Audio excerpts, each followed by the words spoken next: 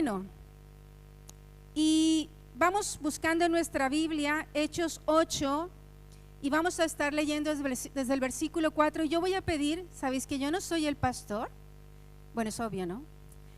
Voy a pedir que me enciendan la luz. Yo sí necesito observaros y yo necesito asegurarme de que nadie se duerma. Y aunque no veo bien y tengo presbicia por los años, aún así todavía puedo observar. No sé, tengo ese ojo de águila y puedo leer el lenguaje del cuerpo. Bueno, ahora sí en serio, vámonos allí. Y el mensaje de esta mañana se llama prisiones de maldad. Y antes de empezar a desarrollar el tema, me gustaría que viéramos una imagen. ¿Eli, la tenemos? Vale. La imagen que vamos a ver es de una osa. Fue una noticia que se volvió viral hace un tiempo y es una osa que estuvo en una localidad de Rumanía en una jaula por 20 años.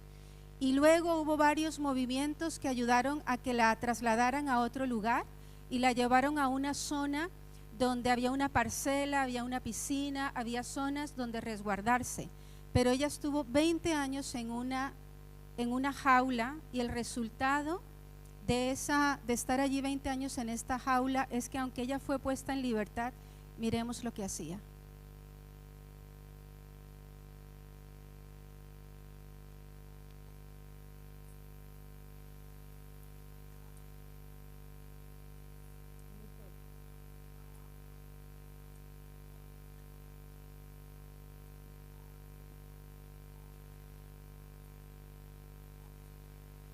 Triste, ¿no? Y lo más interesante es que ella estaba en libertad. Pero dicen los expertos que ella estaba todavía en una jaula imaginaria. Su mente había quedado atrapada en esa jaula en la que estuvo 20 años y aunque ella ya estaba en libertad, ella no podía moverse en ese escenario de libertad.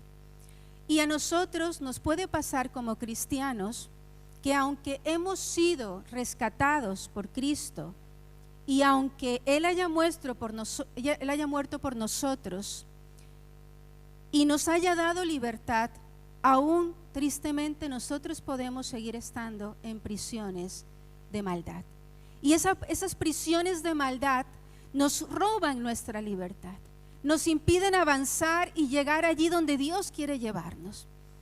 Y luego al final voy a estar hablando en concreto y desarrollando mucho esta idea de la prisión de maldad, pero primero vamos a estar usando nuestra historia base para llegar allí, porque esta historia me parece tremenda y nos ayuda a identificar qué es lo que nos puede llevar a esas prisiones de maldad.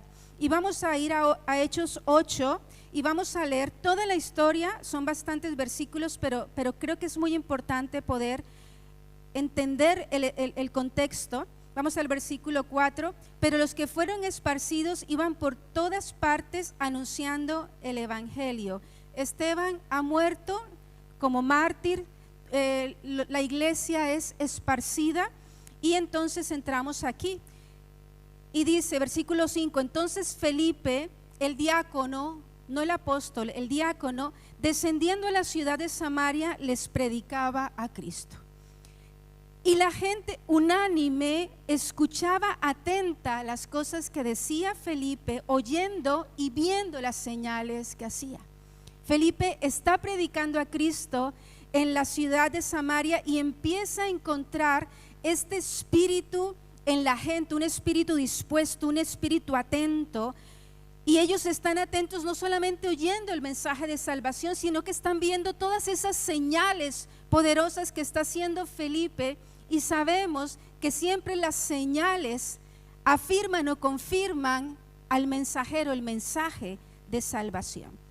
Porque muchos que tenían espíritus inmundos salían estos dando grandes voces. O sea que los demonios, las personas eran liberadas de demonios, pero no salían de manera tranquila y sosegada, sino que salían dando gritos, vozarrones tremendos, y muchos paralíticos y cojos eran sanados, así que había gran gozo en aquella ciudad. Y yo entiendo que lo que empieza a ocurrir en ese lugar es un avivamiento. El evangelio es predicado, la gente cree, se empieza a convertir, se empieza a bautizar, empieza a haber gozo, empieza a haber sanidad, liberación, etcétera. Empieza a venir el reino de Dios sobre aquella ciudad. Pero quedémonos con este pero, iniciando el versículo 9, es decir, nos va a entrar a hablar de alguien en concreto. Había un hombre llamado Simón que antes ejercía la magia en aquella ciudad y había engañado a la gente de Samaria haciéndose pasar por algún grande, es decir, por alguien importante. Los había engañado a todos de manera que él se había hecho pasar por alguien grande y todos le habían creído. A este oían atentamente todos. Es interesante, antes oían atentamente todos a Simón el mago. Y sin embargo, ahora, en este nuevo tiempo, están oyendo atentamente el mensaje de salvación que les ha traído libertad. Y antes a este Simón oían atentamente todos, desde el más pequeño hasta el más grande, diciendo: este es el gran poder de Dios. Y le estaban atentos porque con sus artes mágicas les había engañado mucho tiempo. Les había engañado mucho tiempo, los había cautivado mucho tiempo. Y en este mundo hoy, la oscuridad ha cautivado a la gente mucho tiempo. La oscuridad se ha presentado de manera tan atractiva que ha cautivado a muchos durante mucho tiempo. Versículo 12, ahí salimos de este paréntesis del pasado, cuando nos está hablando de lo que hacía Simón en el pasado. Pero cuando creyeron a Felipe, que anunciaba el evangelio del reino de Dios y el nombre de Jesucristo, se bautizaban hombres y mujeres. Versículo 13, también creyó. Quédate con esto, también creyó. Creyeron todos en aquella ciudad, y también creyó Simón mismo, y habiéndose bautizado estaba siempre con Felipe, y viendo las señales y grandes milagros que se hacían, estaba atónito, estaba sorprendido, impresionado. Cuando los apóstoles que estaban en Jerusalén oyeron que Samaria había recibido la palabra de Dios, enviaron allá a Pedro y a Juan, los cuales, habiendo venido, oraron por ellos para que recibieran el Espíritu Santo. Ellos ya se habían bautizado en agua y ahora, a través de Pedro y Juan, ellos reciben el bautismo en el Espíritu Santo, porque aún no había descendido sobre ninguno de ellos, sino que solamente habían sido bautizados en el nombre de Jesús, es decir, en agua. Entonces les imponían las manos y recibían el Espíritu Santo. Versículo 18, cuando vio Simón que por la imposición de las manos de los apóstoles se daba el Espíritu Santo, les ofreció dinero, diciendo: dadme también a mí este poder, para que cualquiera a quien yo impusiere las manos reciba el Espíritu Santo.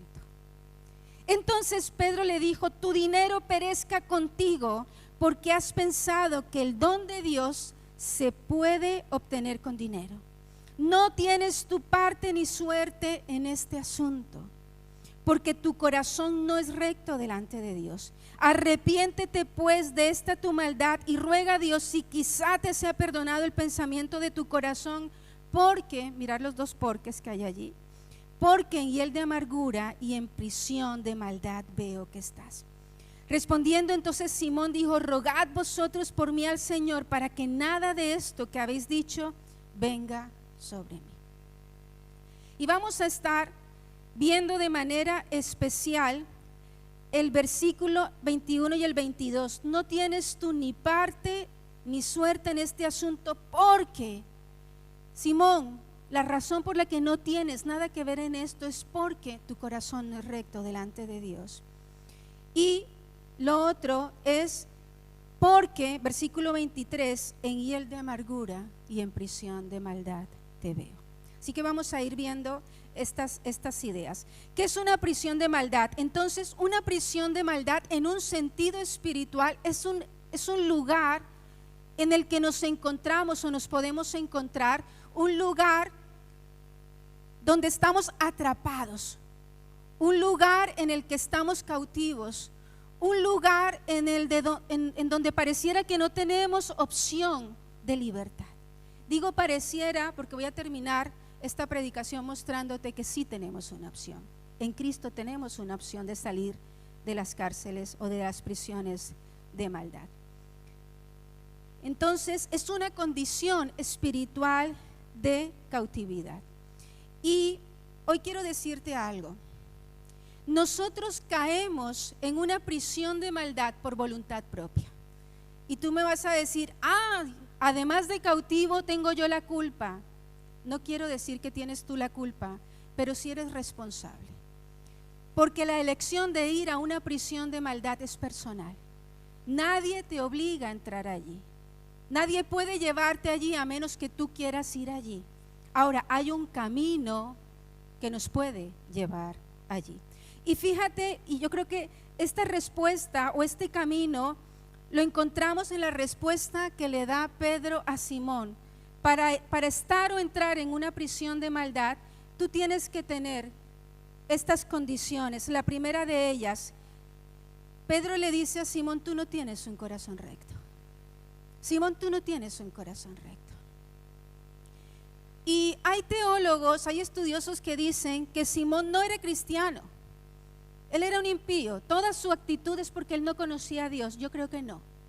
Yo creo que Simón sí conoce a Dios y lo podemos tratar como un cristiano porque se nos está diciendo que en toda Samaria ellos creyeron con fe sincera, creyeron en el Jesucristo predicado, ellos se arrepintieron, ellos se bautizaron, ellos reciben el don del Espíritu Santo. Y quiero decirte que nunca una persona puede recibir el Espíritu Santo de Dios a menos que se haya arrepentido para salvación.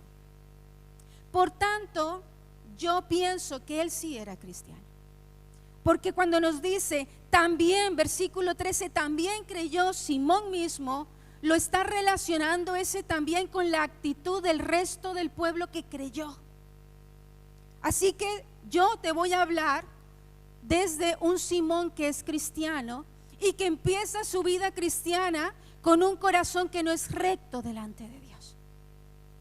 Y un corazón que no es recto es un corazón torcido. Así de sencillo, es un corazón torcido. Y cuando hablamos de la rectitud, yo creo que todos podemos entender lo que es la rectitud. Y lo que puede significar un corazón recto, un corazón derecho, un corazón que va en esa línea que conduce a Dios y que le agrada a Dios. Y podría sonar una contradicción cuando el Señor en Lucas 8:15 está hablando de la parábola del sembrador y Él habla de las características dentro de los 4 terrenos que representan el corazón. Él habla de la característica de un terreno que es el buen corazón y dice, mas la que cayó en buena tierra, la semilla que representa la palabra de Dios, estos son los que con corazón bueno y recto retienen la palabra de Dios y dan fruto con persistencia.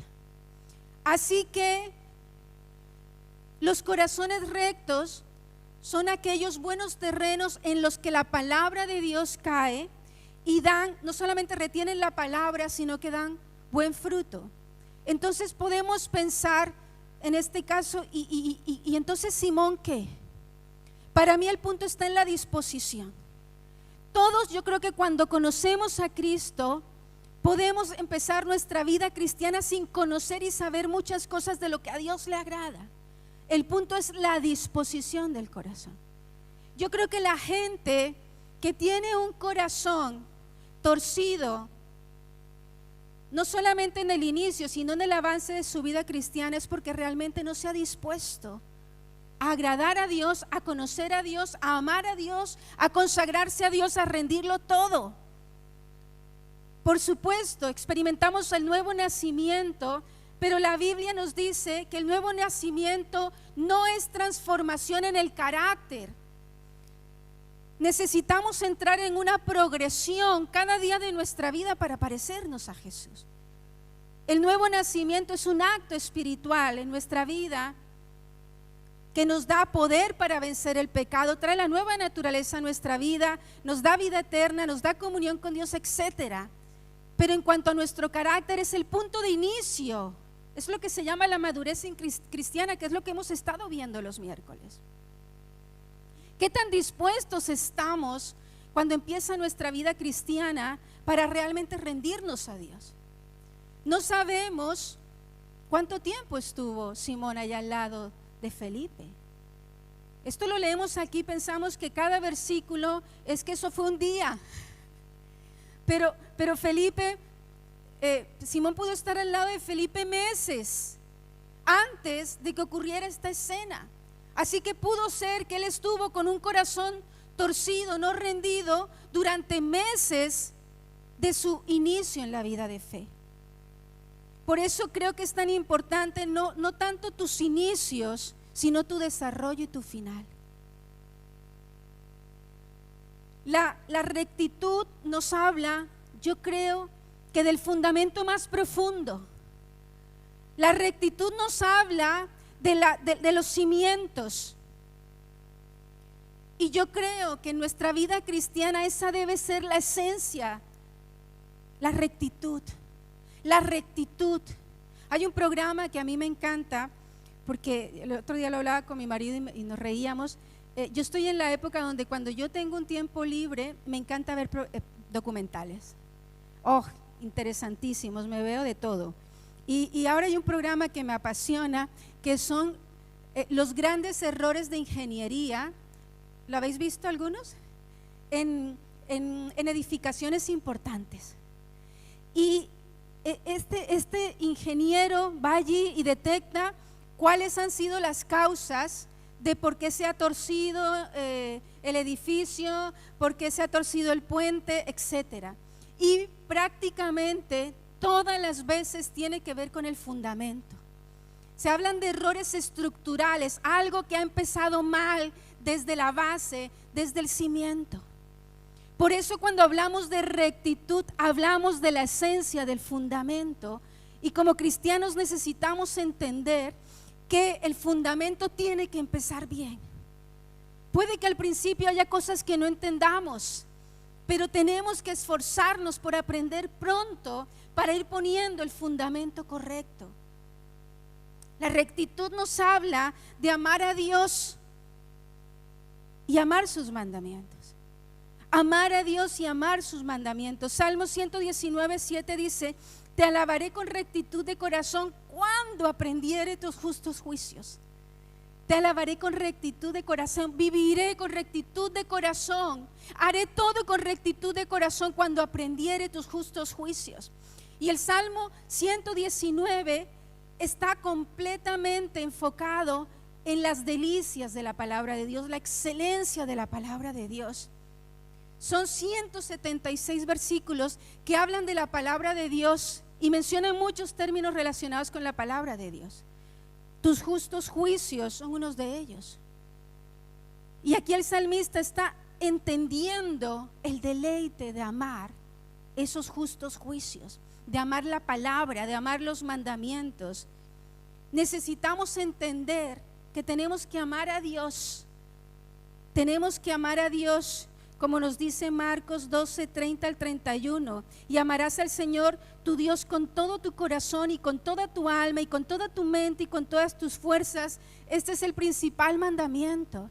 Y está retomando Éxodo 20, cuando se nos habla de los 10 mandamientos que el Señor dio a Moisés. Y la primera tabla, están los 4 mandamientos relacionados con Dios. Amar a Dios sobre todas las cosas, con todo lo que somos, con todo lo que tenemos. Y el segundo es semejante: amarás a tu prójimo como a ti mismo. No hay otro mandamiento mayor que estos. La segunda tabla, los 6 mandamientos relacionados con nuestro amor al prójimo. La rectitud demanda que amemos a Dios sobre todas las cosas y que amemos a nuestro prójimo. Amar a Dios y amar sus mandamientos. Y el Señor dice en Juan 14:15: si me amáis, guardad mis mandamientos. Necesitamos demostrar que le amamos. ¿Cómo? Guardando sus mandamientos. No me digas que amas a Dios y no cumples los mandamientos de Dios. Es muy sencillo, ¿no? Dices lo uno, haz lo otro. ¿Eres esto? Entonces refleja esto. Estamos en un tiempo donde la gente ha olvidado los mandamientos de Dios. Estamos en un tiempo donde la gente no le interesan los mandamientos de Dios. Estamos en un tiempo donde la iglesia no quiere amar a Dios sobre todas las cosas. Quiere un evangelio a la carta, quiere un Dios a la medida, quiere un Dios que viva para ti y exista para ti, un Dios que te resuelva los problemas, un Dios que te entretenga. Los cristianos de nuestro tiempo quieren venir a la iglesia a ser entretenidos, como dice la palabra. Comezón de oír, tienen comezón de oír la palabra, qué buena estuvo. Como jueces se sientan, qué buena estuvo. O la palabra cuando predica fulanito, bueno, más o menos allí, no me llega, pero estuvo bien. O sea, juzgan la palabra de acuerdo a si te pareció, no te gustó, te tocó las emociones. La alabanza y la adoración.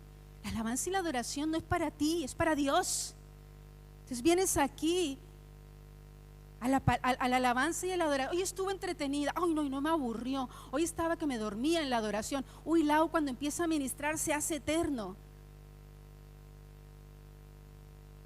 No venimos a eso. Amamos a Dios con todo nuestro corazón. La rectitud está ligada a una esencia profunda de temor a Dios. No miedo a Dios. Cuando hablamos del temor a Dios no estamos hablando de miedo a Dios. Estamos hablando de un celo por su santidad, un celo por su presencia. Estamos hablando de reverencia. Estamos hablando de respeto. Y yo creo que parte del problema de Simón es que Simón no entendía esto. Porque lo contrario al temor de Dios es la irreverencia, el irrespeto. Temor de Dios es respeto y reverencia a su presencia, al Espíritu Santo. Y un espíritu profano como el que hubo en Esaú es irreverencia. No percibe lo santo, no percibe lo santo. Por eso están como perdidos a veces. Cuando estamos en tiempos como el miércoles, qué tiempo tan espectacular el del miércoles, ¿verdad? Espectacular. Y tú puedes estar en un escenario de gloria y tú estás mirando al techo. Puedes Dios estarte hablando y tú estás pensando allá en las empanadas a la salida. Espíritu de irreverencia. No estás entendiendo el lenguaje espiritual, no estás conectando con el lenguaje espiritual. El espíritu, el tener temor de Dios nos saca de esa fórmula de yo hago lo correcto y Dios me bendice. Para mí el temor de Dios me lleva al entendimiento de que anhelo en lo secreto y en lo íntimo honrarle y reverenciarle. ¿Me estás entendiendo?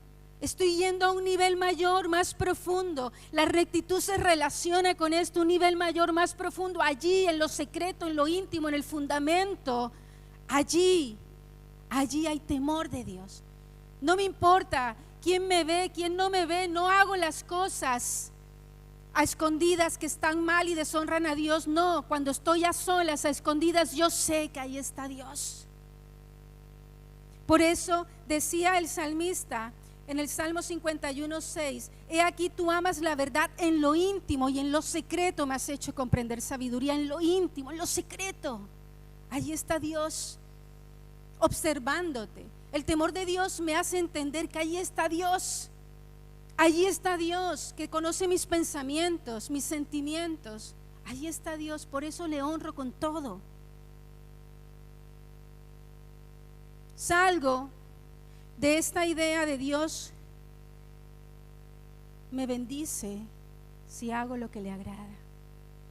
Hay una historia que cuenta el doctor Pongi Cho, que estamos leyendo varios libros de él en este tiempo, y él cuenta la historia de un hombre de su iglesia que era un hombre que no tenía así muchos recursos. Y entonces un día su hijo sale y le dice: papá, me voy a ir a estudiar con unos compañeros.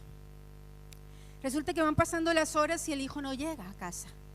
Y entonces él se empieza a angustiar porque el hijo no llega, se afana y sale corriendo de casa con su esposa y empieza a preguntar a todos sus vecinos si han visto a su hijo, porque está nervioso que le haya pasado algo a su hijo que no aparece. Y entonces finalmente llega a una comisaría y en la comisaría resulta que está su hijo, porque su hijo ha sido capturado junto con sus amigos porque estaban robando. Y el corazón de este padre se aflige tanto y se siente tan triste. Y luego llega a su casa y cuando llega a su casa resulta que han robado todo en su casa. Han robado sus ahorros que tanto le ha costado a él porque no gana mucho y no puede ahorrar mucho y le han robado sus ahorros. Y el hombre está súper triste. Entonces el doctor Cho dice que lo llama a consolarlo, a animarlo. Y entonces este hombre le responde: pastor, esto ha sucedido porque junto a mi esposa no hemos llevado a cabo nuestra vida cristiana como corresponde. Mirad cómo empieza la reflexión. Nos quedamos con diezmos, razón por la que nuestro hijo ha quedado preso por robo, y han robado todos nuestros ahorros. Nos arrepentimos de no haber hecho lo correcto hasta hoy. Creemos que nuestro hijo va a arrepentirse y a salir, y que Dios nos bendecirá de una manera mayor. Me encantó cuando leí esto, porque cuando tú entiendes el temor de Dios, tú no estás haciendo las cosas ni por temor a que Dios te castigue, ni porque te va a bendecir. Entiendo que hay una parte que anhela la bendición y que no queremos la corrección o las consecuencias, por supuesto.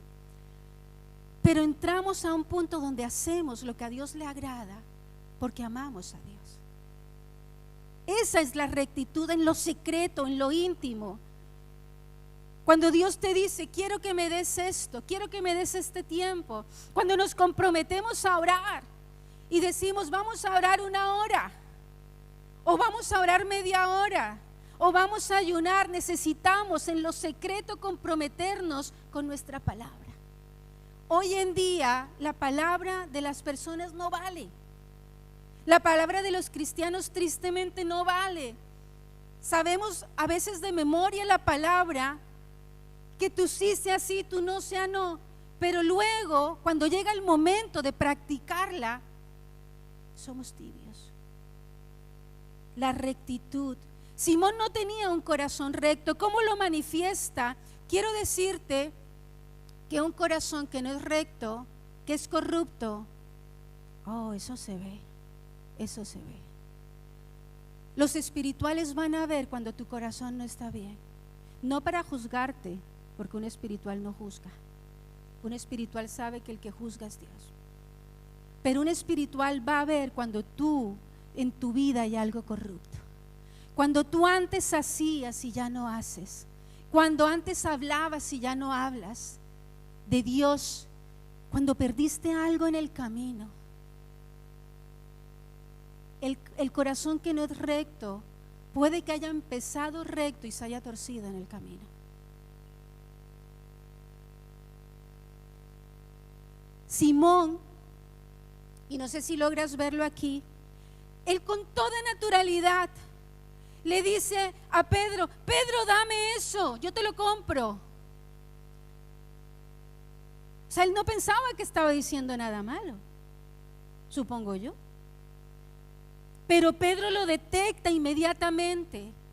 El Espíritu Santo le muestra la condición del corazón de Simón. Simón, está corrupto tu corazón. Simón, lo que estás diciendo, la percepción que estás teniendo de esta situación muestra que tu corazón está corrupto. Empezamos recordando, empezamos leyendo que Simón, todo eso que había montado ahí en Samaria era porque él quería ser importante. Él había engañado a la gente porque él quería ser importante. Yo no sé cuál es el trasfondo, sabemos muy poco de la vida de Simón. Pero el punto es que él vino y empezó su vida cristiana y evidentemente había un anhelo en su corazón de seguir siendo importante, lo cual no está mal. El punto es que como cristianos el fin no justifica los medios. Y él se ve que en su corazón no había rendido ese poder, ese control, esa importancia que le había dado el haber ejercido la magia en el pasado, en ese lugar. Y entonces ahora en este nuevo tiempo de su vida, él quiere traer esto a su nueva vida espiritual, pero resulta que es incompatible. Cuidado con las mezclas. Necesitamos que Dios depure todo lo que en nuestra vida esté, que no sea conforme a su corazón. Esto que intenta hacer Simón se conoce como simonimia, querer comprar el don de Dios. Imagínate, ha salido hasta un término que expresa lo que él quiso hacer. Querer comprar el don de Dios. ¿Cuántas veces venimos a la vida cristiana y seguimos teniendo problemas? ¿Sabes qué otro problema tenía Simón? El dinero. En este caso, seguramente su lugar de importancia le permitía tener muchos dineros, tener buenos ingresos. Y cuando las personas tienen dinero, creen que todo lo pueden resolver con dinero. ¿Conocemos gente así? Los cristianos no podemos pensar así, porque ya no vivimos para ese Señor dinero, sino que vivimos para el Señor con S mayúscula. Por tanto, nosotros no podemos movernos financieramente en la forma de este mundo.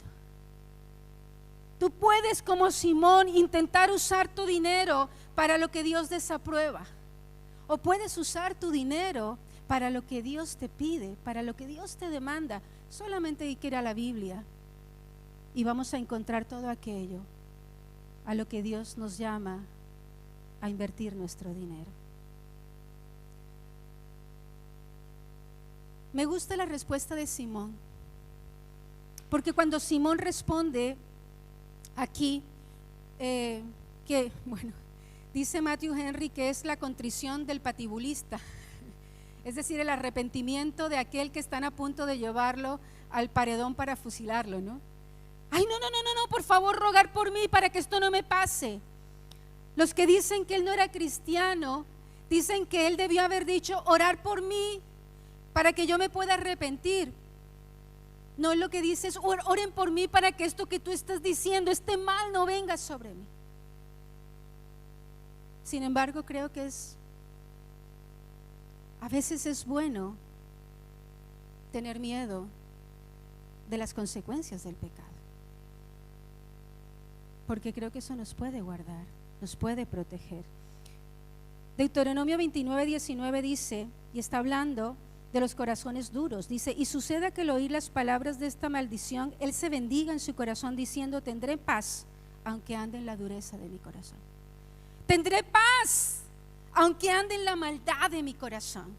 No importa lo que Dios diga, yo soy el que decido si me va bien o no.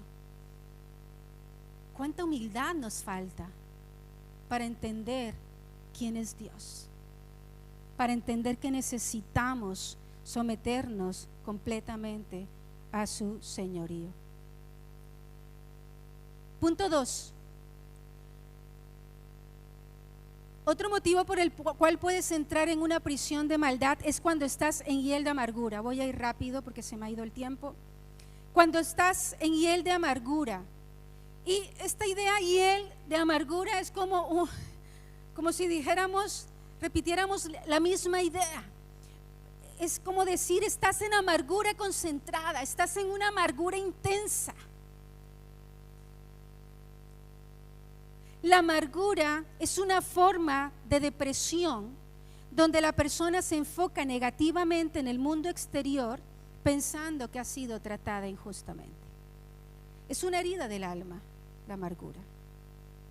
Es un sentimiento duradero de frustración, duradero, sentimiento duradero de frustración, resentimiento o tristeza, especialmente por haber sufrido una ofensa o un dolor.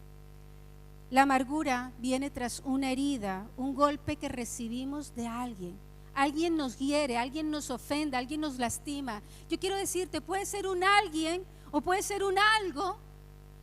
Podemos ser heridos y golpeados por personas, pero también podemos ser heridos y golpeados por circunstancias de la vida que no controlamos, perder el trabajo, perder un ser querido.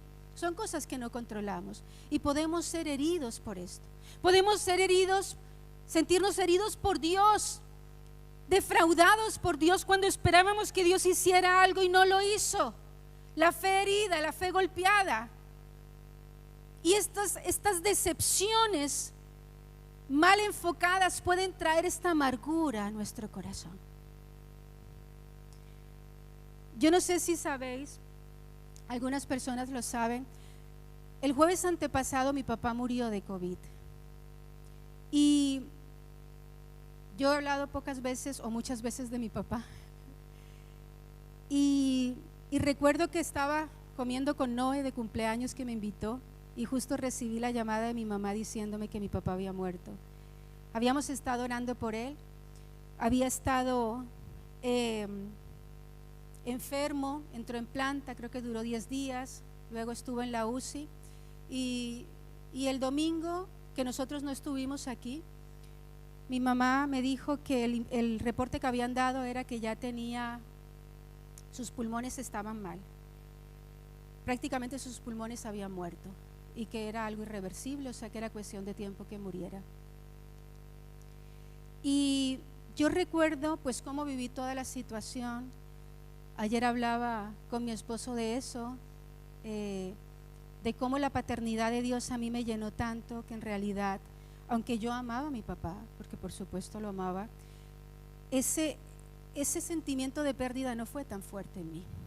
Pero a lo que voy es que hablé con mi hermana, mis hermanas tuvieron otro tipo de relación con él, y hablé con mi hermana el viernes, ella me dijo que quería hablar conmigo, y hablé con ella y tuvimos una charla, y ella me dijo algo tan bonito. Hace unos años, varios ya, como 6 años, ella estuvo aquí en Alicante y tuvimos una charla, bueno, nos vimos varias veces, conoció a mi familia y tuvimos una charla. Yo sentía en mi corazón que yo tenía que sentarme con ella y hablarle de Dios. Recuerdo que fuimos al Corte Inglés, tomamos un café y yo le hablé de Dios, le hablé de perdonar a mi papá, le hablé de cómo Dios me había enseñado a ver a mi papá, porque yo cuando conocí a Dios y entendí la paternidad de Dios, yo perdoné a mi papá, pero yo pude amar a mi papá sin esperar nada de mi papá. Yo pude aprender a amar a mi papá sabiendo quién era él y sabiendo que yo no podía esperar nada diferente de él, porque yo era herida cuando esperaba que él fuera una persona diferente a la que era. Y ella en esta charla, en esta última charla que tuve el viernes, ella me dijo algo tan lindo, me dijo: Pati, a mí esa charla que tuvimos me cambió, porque yo pensé, si mi hermana mayor ha podido coger todo su dolor hacia mi papá, toda su tristeza, toda su decepción hacia mi papá, y lo ha podido volver en algo positivo, ha podido tener ese corazón tan lleno de amor, tan lleno de gozo, ha podido construir una vida tan bonita, entonces yo también puedo. Y me pareció tan hermoso, porque yo quiero contaros que yo, antes de conocer al Señor, yo era una persona amargada. Yo era una persona amargada. Amargada. Yo estaba resentida con el mundo, estaba resentida con mi mamá, estaba resentida con mi papá, con mi padrastro. Vamos, a mí podían salir carteles de resentimiento por todas partes. Y yo era todo lo que se dice sobre una persona amargada. Es una persona que construye barreras de protección hacia los demás. Es una persona que puede cortar relaciones así. Me la hizo, pues el que me la hace me la paga y ya no tiene más mi amistad. Esto para mí salió de mi vida.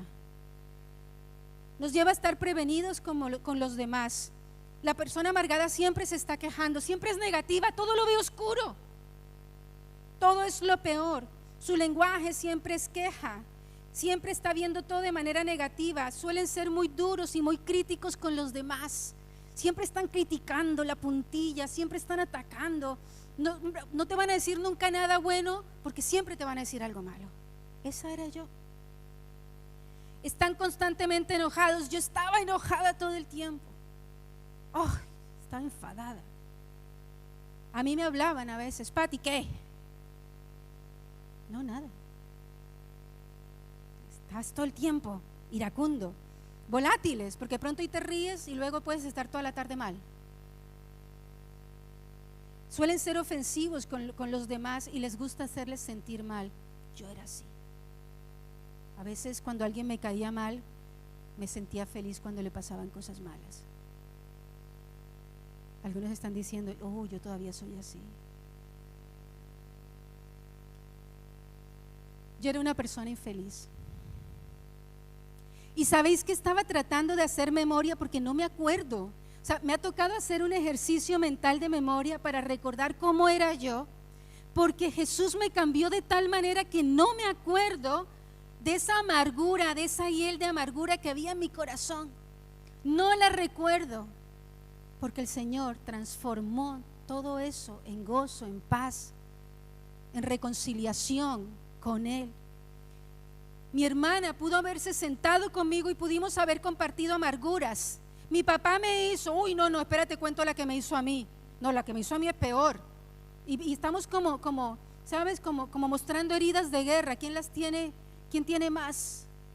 Pero esa charla, Dios permitió que a través de mi sanidad, ella fuera sanada. Por eso no podemos permitirnos entrar en estas cadenas de amargura. Hay un autor que dice, si logro leer, no puedo leer aquí.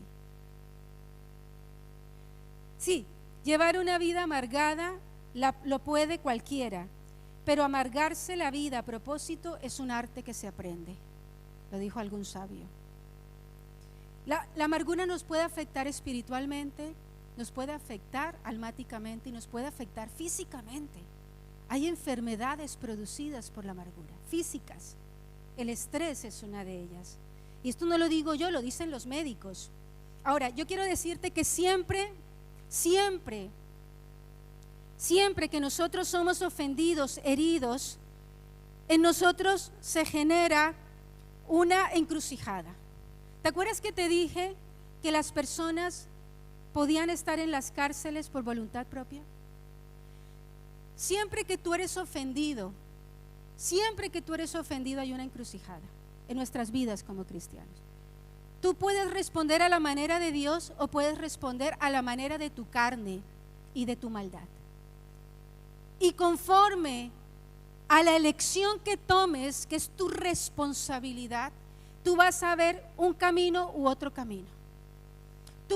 Muchas veces no somos responsables por la ofensa en sí misma, pero sí somos responsables por la manera como respondemos. En términos psicológicos es lo que se conoce como la espiral ascendente o la espiral descendente. ¿Esto qué significa?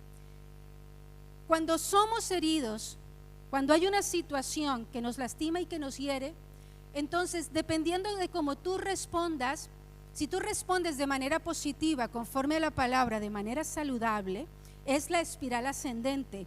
¿Eso dónde te lleva? Te lleva a un punto en positivo. Por ejemplo, alguien te hirió, le perdonaste, la llevaste a la cruz, reconociste la ofensa y le perdonaste. Ese perdón te lleva a un punto positivo. ¿Cuál es? Paz. Paz en tu corazón y paz con los demás. Pero además te lleva ¿a qué? A otro punto positivo, tolerancia. Aprendes a ser tolerante con los demás. Te lleva a otro punto positivo. Es decir, tu respuesta hace que tú te conviertas en una mejor persona porque atesoras cosas positivas en tu vida. Y es el mismo dolor. Es el mismo dolor. Lo que varía es la respuesta que le das. Tu respuesta te lleva a un lugar sano o tu respuesta te puede llevar a una prisión de maldad. Esa es la espiral descendente. Eres herido, viene un golpe, un daño. ¿Cómo reaccionas? Oh, te ofendes y guardas resentimiento. ¿Ves? La espiral descendente. ¿A dónde te lleva? A guardar resentimiento. ¿A dónde te lleva? A estar frustrado con esa persona. ¿A dónde te lleva? A la amargura. Por eso sí somos responsables. Por eso, y porque entendemos que es nuestra respuesta, y nuestra respuesta es nuestra decisión. Dice la palabra, Santiago 3:14, pero si tenéis celos amargos y contención en vuestro corazón, no os jactéis ni mintáis contra la verdad. Efesios 4:31, quítense de vosotros toda amargura, es tu elección, quítense de vosotros toda amargura, enojo, ira, gritería y maledicencia y toda malicia. Hebreos 12:15, mirad bien, no sea que alguno deje de alcanzar la gracia de Dios, que brotando alguna raíz de amargura os estorbe. La raíz de amargura nos puede llevar a una prisión de maldad. ¿Cómo sé si estoy en una prisión de maldad? Tú estás en una prisión de maldad cuando no logras identificar lo que está mal en ti. ¿Os acordáis que os dije que los espirituales podían ver lo que había en Simón? Él no lo veía, porque los que están en cárcel o en prisión de maldad tienen ceguera espiritual. Probablemente están allí y no saben ni cómo llegaron. Estoy aquí como esa osa, dando vueltas y ni siquiera sé cómo llegué aquí. No sé cuándo, no sé qué respuesta, no sé qué hice. Aquí estoy. Llegué aquí, pero no sé qué hice mal. Estoy en esta prisión de maldad y no sé qué hice. Tú estás en una prisión de maldad cuando Dios te habla sobre un pecado en concreto y te confronta, y ¿sabes qué haces? Te excusas. Te excusas. Siempre Dios nos está llamando a través de su palabra, nos confronta para responder de la manera correcta frente a lo que vivimos. Quiero decirte, la vida cristiana no te garantiza que todo salga como esperamos. Lo que nos garantiza es que Dios nuestro Señor va a estar con nosotros siempre. Pero no pienses que Dios es un Dios a la carta. Señor, la idea de los 3 deseos y el mago. No, Dios no funciona así. De hecho, cuando Dios confronta a Caín, lo que le está dando es la oportunidad de cambiar lo que está haciendo mal. Está tratando de alterar el desenlace de la historia de Caín. Mira, hoy Dios te está hablando con esta palabra y te está confrontando, porque hoy estás a punto, puedes salir de donde estás, porque si no, tu camino puede ser un camino peor que donde estás hoy. Dios no te ha rescatado para que estés en una prisión de maldad. Dios te ha rescatado para que experimentes libertad, para que puedas conquistar todo lo que Él tiene para ti. ¿Cuál fue la respuesta de Caín? Oh no, Caín ya había abrazado esa rabia. ¿Os recordáis que el problema de Caín era de Caín? ¿Qué es lo que le dice Dios a Caín? Caín, estás molesto porque he alabado a tu hermano. Si tú haces lo bueno, Caín, yo te voy a alabar a ti. ¿Cuántas veces sentimos celos de que Dios bendiga a otros? ¿Por qué? Si al final hacemos lo correcto, Dios no nos va a bendecir a nosotros también. Entonces fíjate, ¿qué pasó? ¿Cuál hubiera sido el destino de Caín si hubiera escuchado la confrontación de Dios y hubiera cambiado esa actitud que estaba teniendo de responsabilizar a su hermano por lo que en realidad era su responsabilidad? Caín, en tus manos está hacer las cosas bien. En tus manos está. Finalmente, tú estás en una prisión de maldad cuando te has rendido al dominio de ese pecado en tu vida y dejas de ejercer tu voluntad. A veces creemos que los pecados son mentir, que son pecados, o que los pecados que nos afectan, que hay pecados que nos afectan y que no nos afectan, o que hay pecados grandes o pecados pequeños. Yo quiero decirte, todo pecado nos afecta. Te afecta tanto el resentimiento, te afecta tanto la desesperanza. ¿Sabes que la desesperanza es un sentimiento peligroso? Te roba la fe. hay tantas cosas que parecen pequeñas, zorras pequeñas que entran en nosotros, que nos dañan el corazón y que están allí y que nosotros no podemos ser pasivos. El gran problema de este caso es que rendirse al dominio de un pecado, de una emoción tóxica o dañina en tu vida, es dejar de ejercer tu autoridad espiritual. Es dejar de ejercer tu capacidad de decidir. Tú no deberías nunca estar en una cárcel por elección. Tú deberías estar en libertad por elección. La pasividad es algo que siempre el enemigo va a aprovechar. Hoy el enemigo está feliz de que hayan personas en prisiones de maldad. La buena noticia es que tú puedes salir de esa cárcel. ¿Cómo? La palabra nos habla. ¿Qué le dice Pedro a Simón? ¿Qué le dice? Arrepiéntete. Arrepiéntete, Simón, arrepiéntete. ¿Por dónde tienes que empezar? Arrepiéntete. ¿De qué te tienes que arrepentir? Pues reconoce lo que estás haciendo mal. ¿Qué fue lo que entró en tu corazón? ¿Qué dejaste entrar? ¿Qué dejaste entrar? ¿Qué dejaste entrar? Dicen que la amargura es un tipo de depresión encubierta.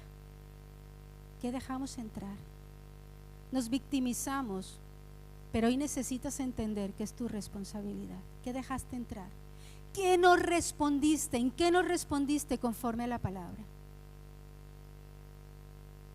Si no entiendes esto hoy, tú vas a seguir justificándote.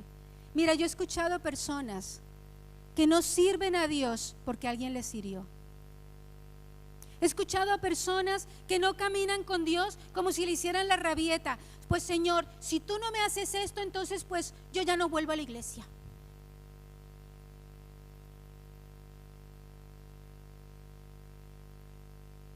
Argumentos que están allí, que a menos que se rompan, vas a seguir en prisión de maldad. Arrepiéntete. Pero si fulanito fue el que me ofendió, arrepiéntete, porque no respondiste conforme Dios te pide, y ese pecado se ha señoreado sobre tu vida. Al final, el que está en la cárcel eres tú, no fulanito. Fulanito está feliz, quizás está de botellón, y tú estás amargado, resentido y amargado en una cárcel. Alguna vez escuché un estudio que hablaban de las personas que abusan sexualmente o violadores. Bueno, hay todo un montón de teorías, pero decían que estas personas habían sido abusadas sexualmente antes de convertirse en abusadores. Pero la pregunta es, ¿por qué no todo el mundo que es abusado se convierte en un abusador? ¿Por qué unos eligen repetir el ciclo y otros no? Sí, hay un trauma emocional, hay una influencia espiritual. ¿Dónde está la diferencia? ¿Dónde está la diferencia? En cómo enfocamos lo que vivimos.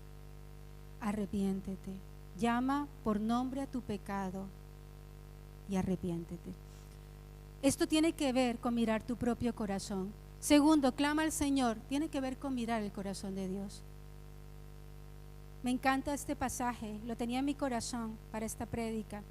Lucas 4, 18 al 19, el Espíritu del Señor está sobre mí, lo dice el Señor en la sinagoga, por cuanto me ha ungido para dar buenas nuevas a los pobres, me ha enviado a sanar a los quebrantados de corazón, a pregonar libertad a los cautivos y vista a los ciegos, a poner en libertad a los oprimidos, a sacar de la cárcel a los que han estado presos y cautivos. Es parte de la misión de Jesús, es parte de la obra de salvación y de redención.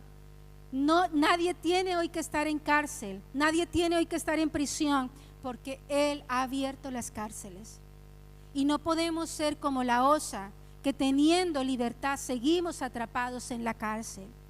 Y punto 3, posiciónate en autoridad.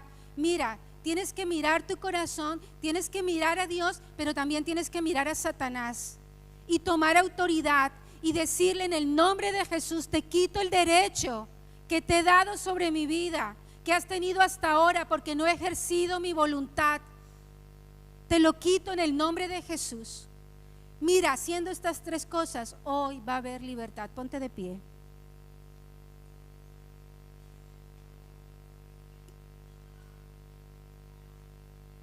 ¿Podemos apagar la luz, por favor?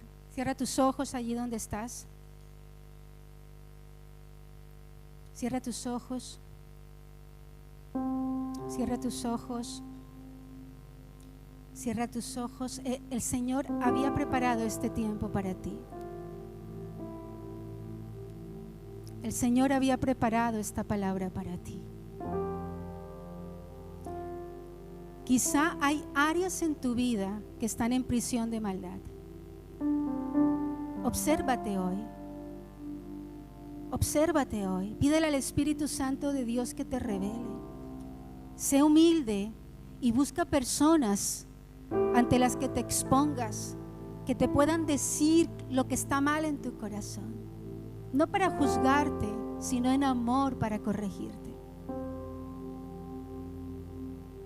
Hay personas que están atrapadas en prisiones de maldad por elección propia. Has decidido caer allí y te has acostumbrado a que esa es tu forma de vida. Allí, a medio camino, a medio paso. Hoy necesitas reconocer qué fue lo que te hizo caer allí, que está abortando el llamado de Dios para tu vida, que está abortando la misión que Dios te ha asignado a título personal. ¿Qué es lo que te tiene allí dando vueltas sin poder avanzar? ¿Qué es lo que te estorba? Hoy necesitas exponerte, porque quizá hoy tu espíritu, tu alma, tu corazón están clamando por un tiempo nuevo de libertad, de plenitud, de poder, y tú no estás escuchando. Tú necesitas hoy, en este primer punto, mirarte a ti.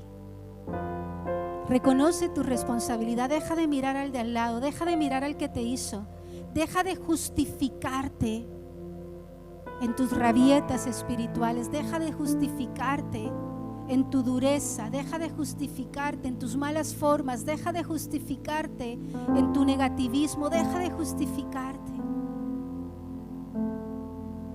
deja de excusarte como Caín, incapaz de reconocer tu responsabilidad. Y ahora mira a Dios y dile: oh Señor, yo me arrepiento con todo mi corazón. Haz tu oración allí donde estás y dile al Señor: Señor, yo me arrepiento de corazón. Yo me arrepiento, no entendía bien lo que significaba haber respondido de esta manera frente al dolor, frente a la ofensa, frente a la frustración, frente a estas cosas que he vivido. No sabía que responder incorrectamente me iban a traer hacia este lugar donde yo me encuentro. Pero yo te pido perdón hoy, porque no he entendido y no he visto y no he comprendido. Pero yo entiendo hoy que tú estás aquí para ayudarme. Yo entiendo hoy que tú estás aquí para ayudarme. Yo entiendo hoy que tu Espíritu Santo está sobre mí para darme libertad, para romper yugos de iniquidad sobre mi vida, para romper yugos de dolor, para romper yugos de opresión, para romper yugos de maldad, para romper yugos de amargura, de resentimiento. El Espíritu de Dios hoy está sobre mí para limpiarme de toda esta amargura profunda de mi alma, que lleva tanto tiempo conmigo y ya ni siquiera sé dónde empieza ella y dónde termina. El Espíritu de Dios está sobre ti ahora. El Espíritu de Dios está sobre ti ahora. Levanta tus manos y clama a Él, clama a Él, clama a Él, clama a Él. Clama a Él como quien entiende que necesita ser diferente y ser sacado de ese lugar de esclavitud. Clama a Él como quien entiende que ya no puede seguir estando allí.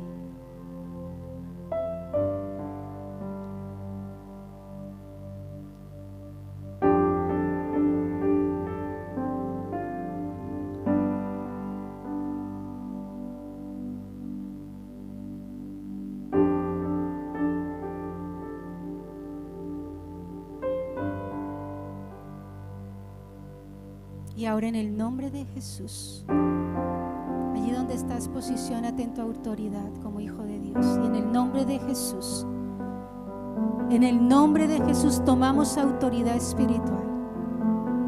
En el nombre de Jesús quitamos a Satanás todo derecho que le hemos dado hasta ahora en nuestras vidas por la pasividad. En el nombre de Jesús quitamos a Satanás y a sus demonios todo derecho que le hemos dado sobre nuestras vidas. Declaramos que este poder es cancelado. Declaramos que este poder es atado y anulado en el poder y la autoridad del nombre de Jesucristo. En el poder y la autoridad del nombre de Jesucristo. Señor, y en tu nombre, y en tu nombre, y en tu nombre, Señor, sobre este lugar declaro que todo yugo de maldad se pudre, que toda cadena que ha tenido cautivos en cárceles de maldad a personas, a hermanos aquí en este lugar, se pudre por la unción, se pudre por el poder del arrepentimiento, se pudre por el poder de tu autoridad, de tu nombre. Aleluya, gracias Dios, tú lo haces como declarabas hoy a través de Laura, tú lo haces. Tú lo haces, tú lo haces. Declaramos en el nombre de Jesús que cosas ocultas están ocurriendo en los corazones. Tú lo haces, tú lo haces. Declaramos en el nombre de Jesús que cosas ocultas están ocurriendo en las mentes. Tú lo haces, tú lo haces. Declaramos hoy que cae toda ceguera espiritual. Tú lo haces, toda confusión, espíritus de confusión, de oscuridad, de ceguera espiritual. Oh, son cancelados. Su poder es cancelado en el nombre de Jesús. Tú lo haces, Dios, tú lo haces, Dios. Tú lo haces, tu poder se despliega sobre este lugar. Tu poder se despliega sobre este lugar. El Espíritu de Dios está en este lugar. El Espíritu de Dios está en este lugar para dar libertad a todos los cautivos en el nombre de